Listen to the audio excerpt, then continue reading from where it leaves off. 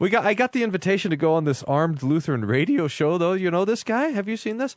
There's two things that I would like to say that make me feel safe. Number one, the fact that there is a radio show called the Armed Lutheran Podcast somewhere in the world. That makes me feel safe.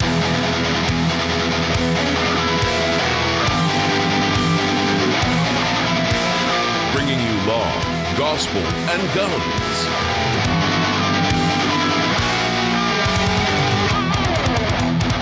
This is Armed Lutheran Radio.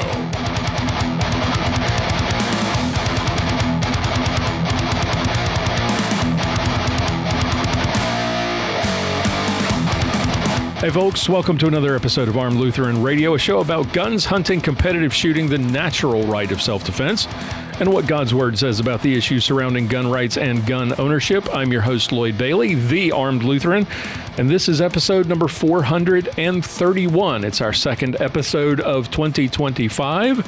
Thank you so much for listening. Thank you for all of you who have joined us for the first time. Hope you'll stick around, listen to some great stuff that we've got in our back catalog.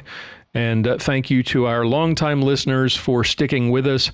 And thank you especially to the members of the Reformation Gun Club, the men and women who make this show possible through their annual contributions.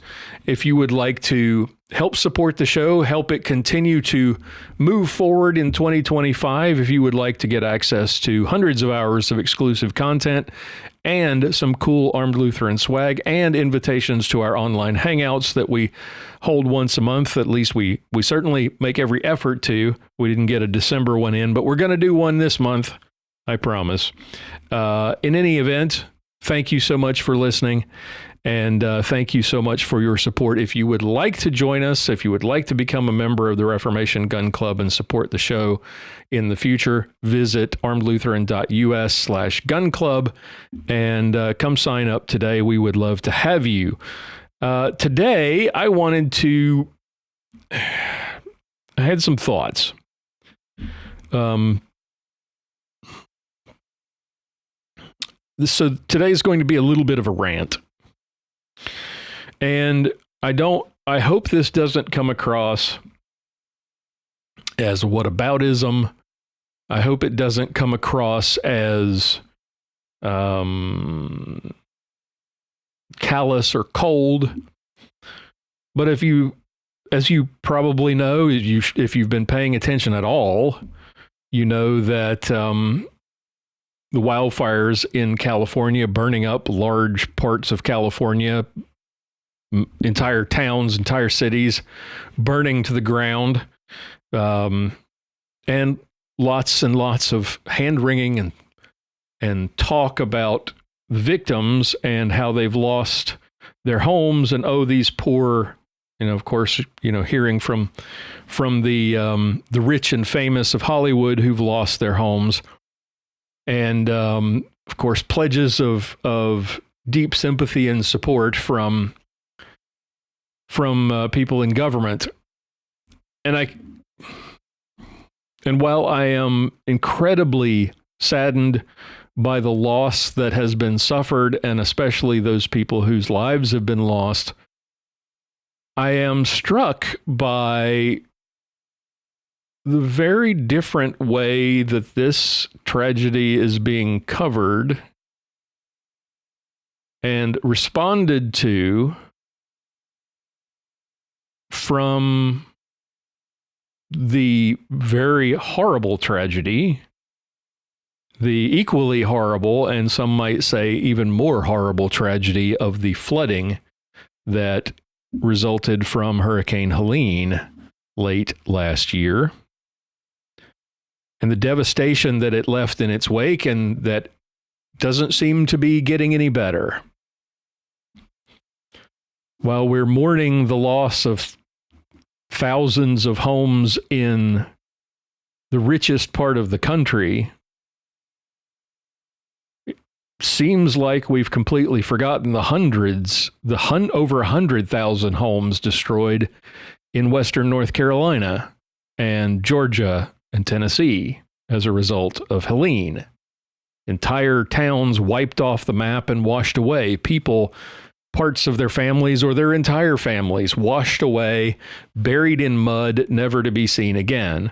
And the tens of thousands of people in Western North Carolina who continue to sleep through this cold, cold winter in tents because the federal government has done sweet nothing to help them.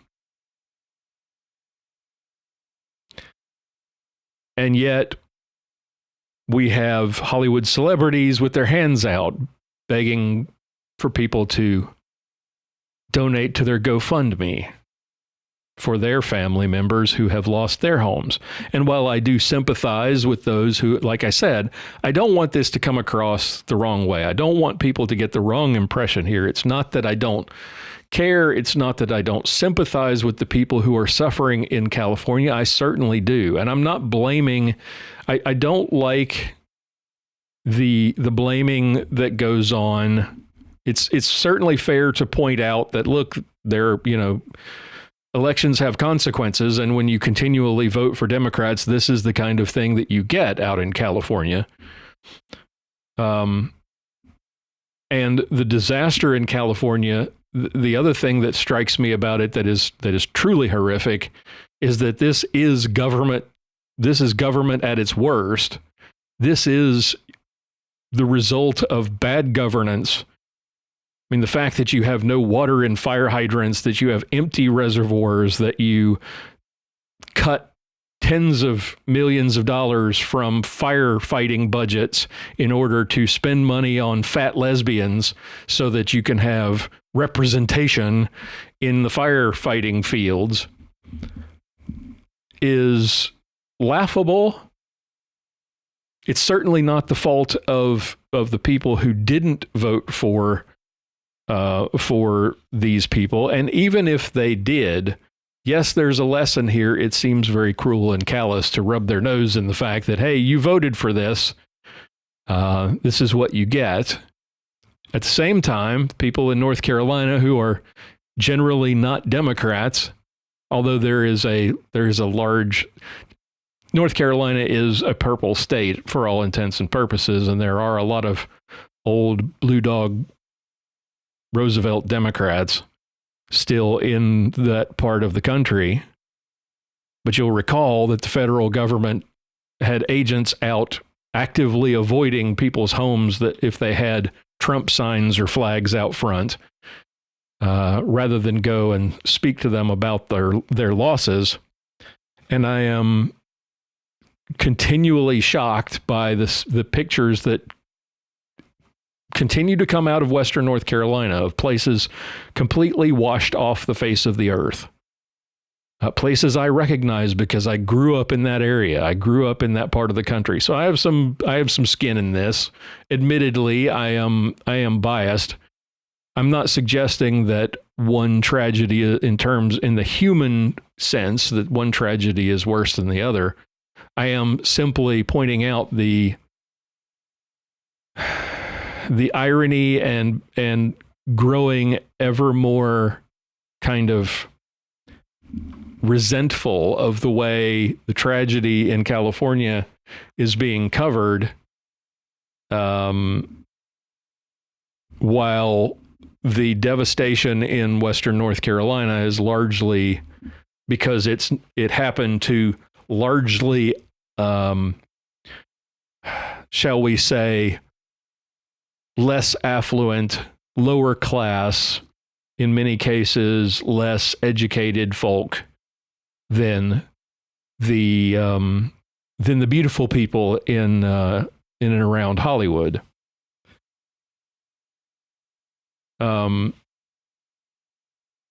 please don't think that any of this rant is a resentment for those of you in California who have lost everything. I am deeply, deeply sorry for your loss, and deeply, deeply, very, very much praying that the Lord comforts you and that you get the help that you rightly deserve and are able to rebuild, and that you have not lost loved ones. And for those of you who have, our deepest condolences go out to all of you who are affected by these fires. My resentment is not towards the people who are affected. My resentment is towards the media and the government, the chattering class who seems to focus on one tragedy because it happened to the beautiful people, while in a beautiful state, while largely ignoring the tragedy that has taken place in Western North Carolina and is equally devastating. Just because, I mean, one was fire, the other was water. It would be great if we could have put the two together somehow and like balanced it all out.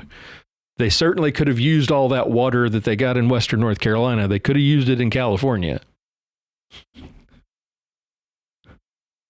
But I am bemused and agitated and angry at the way that this is covered, and to my great shame, I find myself resenting the coverage, and maybe like you, in my in my anger over that, I overlook the fact that there is a human element to this horrible tragedy that is not found in the person of the idiot mayor of Los Angeles, the morons who run the fire department, the idiot who is the governor of California, and that there are real people who are affected by this, who are not the beautiful people of Hollywood who have their hands out. So, and there's one thing that I did want to see that, or mention that struck me. There's a couple of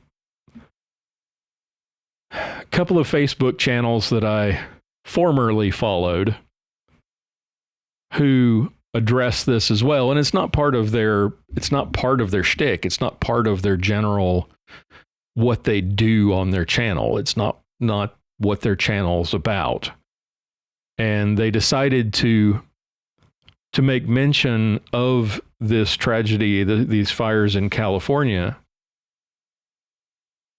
But they also decided to say something very interesting. There's one channel, I'm not going to call them out by name, but you may have heard something like this, and it really, really annoys me. You know, every time there is a shooting, a school shooting or some mass killing that involves children generally, and Republican politicians particularly, or members of the right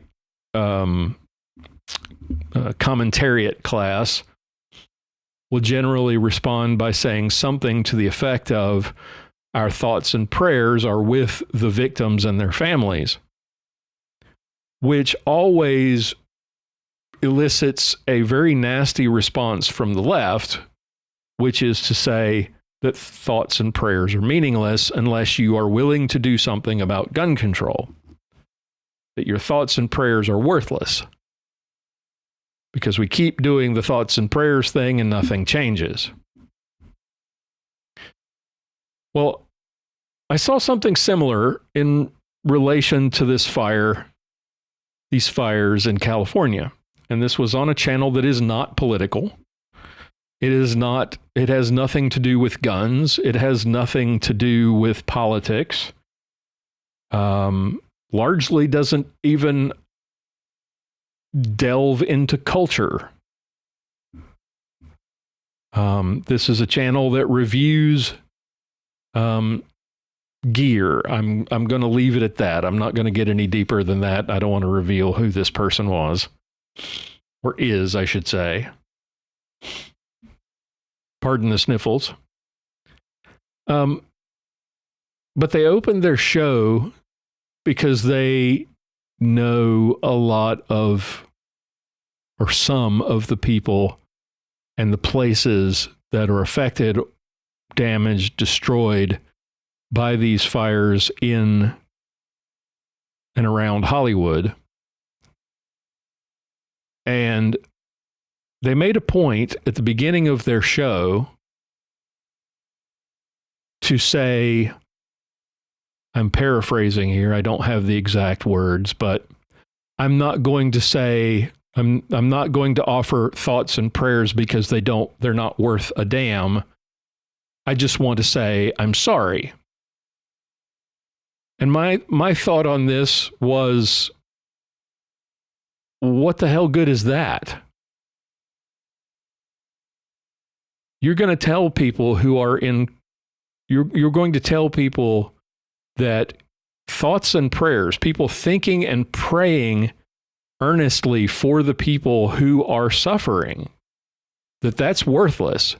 But your personal apology for a fire you had nothing to do with, and you were probably, I don't know what the mileage would be, but something like 10,000 miles away from it when it happened, that somehow is more important.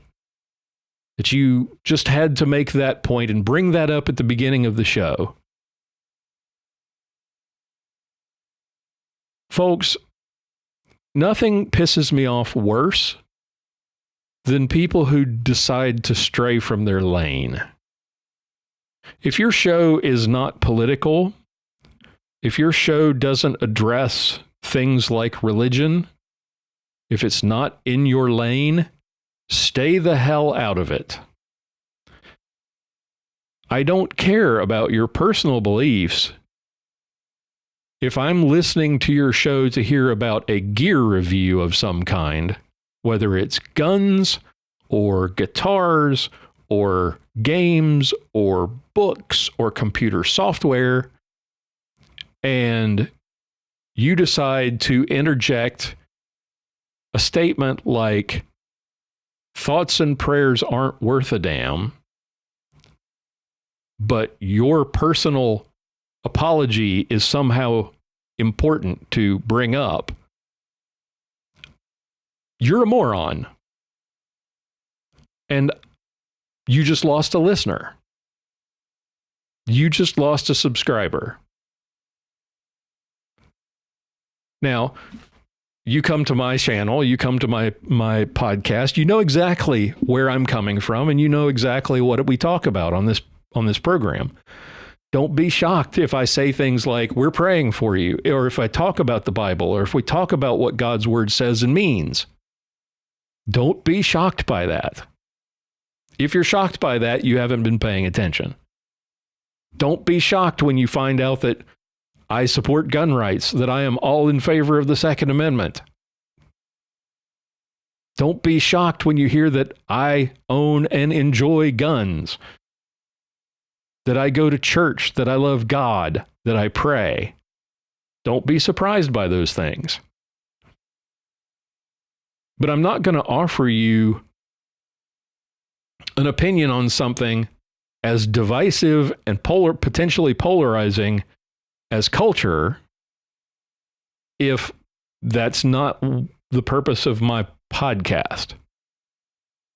It never ceases to amaze me, the people who think that their personal beliefs on issues such as this are a good thing to interject into their podcasts or their YouTube channels, because you're just going to piss off a big chunk of your audience. Now, never mind that you're pissing off a Christian like me, but you know there are other people who pray. There are Jews, there are Hindus, there are Muslims. There are plenty of other religions out there, and those people pray too. And when you say something like, I'm not going to offer my thoughts and prayers because that isn't worth a damn, you've potentially pissed off a big chunk of your audience. And you lost me at the very least. That's not saying much, but I can't be the only person who hears that and then immediately says, nope, I'm not listening to you anymore. You've just insulted me for no reason, while trying to act all sympathetic towards people who are suffering, but you only care because they're your friends and they're things that you like. And never mind the people who are suffering in other parts of the world or are suffering through other disasters. But to interject, how hard can it be to simply say, my thoughts are with the people in California, and leave it at that? There's no reason to apologize and say, I am sorry. For what? You didn't do anything. You have nothing to apologize for, and your apology is worthless. But by saying thoughts and prayers are meaningless, you've insulted probably a good chunk of the people who are suffering right now. And you've denied them some measure of comfort, because who the hell cares what you think when it comes to something like this? What good are your apologies?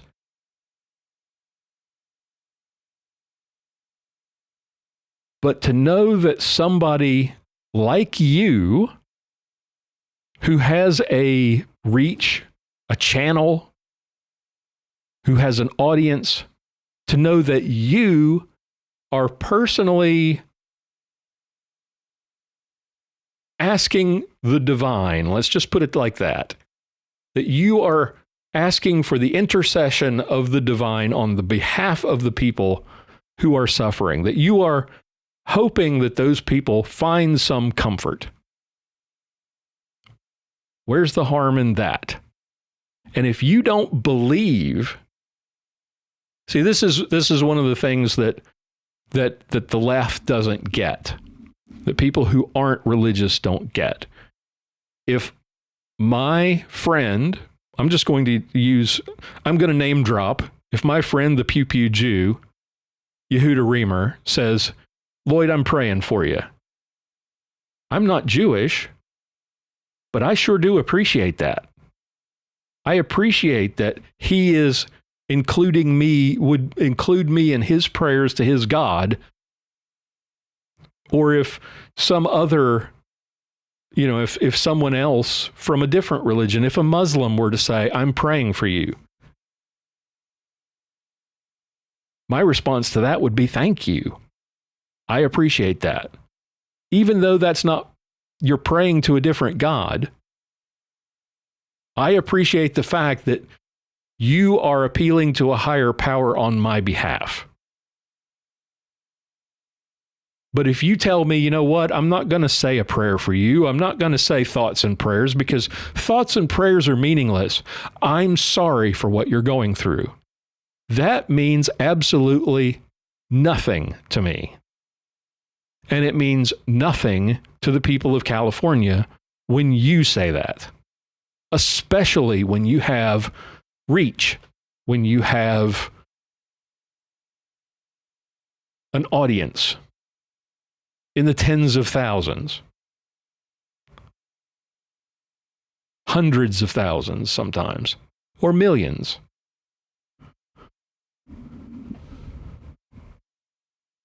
You may not believe. You may not personally be a believer. But it should be comforting to you, whether you believe it or not, that someone who does believe is calling on a higher power on your behalf.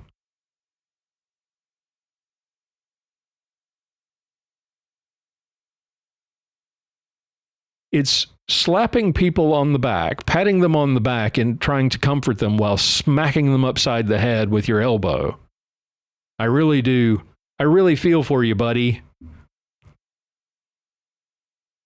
But I'm not calling on God on your behalf, because that's worthless. You're better off just shutting the hell up. Just keep your mouth shut. Stay in your lane. if your channel is about gear reviews and avoids politics, there's no reason to bring it into and with good reason, right? If you're not a political podcast, if you're not a political YouTube channel, the only thing that good can come from interjecting, the only thing that can for sure come from interjecting politics or religion into your channel is division. And suggesting that people who are believers and who would say, I'm praying for you, are somehow worthless, you've now alienated some portion of your audience. Now, maybe your entire audience is a bunch of atheists. Maybe that's the case. Maybe your demographic leans atheist. Fine and dandy.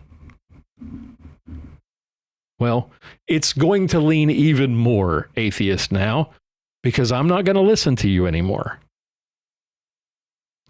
And I would suggest to all of you out there that you do the same.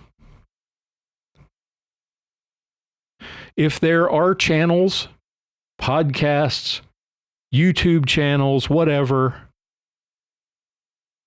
who are openly antagonistic to your beliefs,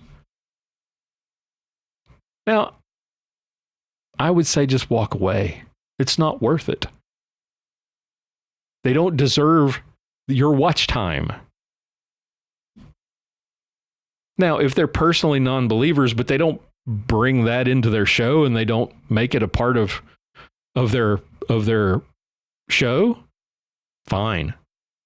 But there's plenty out there in the entertainment space on YouTube and elsewhere who can't help but be antagonistic towards people of faith. And to those people, my suggestion would be that you just brush the dust off your shoes and walk away. There are plenty of other channels out there, and it's certainly not worth it. And in spite of those people, I would encourage you to get on your knees and pray. Pray for them and their unbelief, but pray especially for those people who are suffering through the fires and still suffering through the floods on opposite sides of the country. All right, that's my rant for today.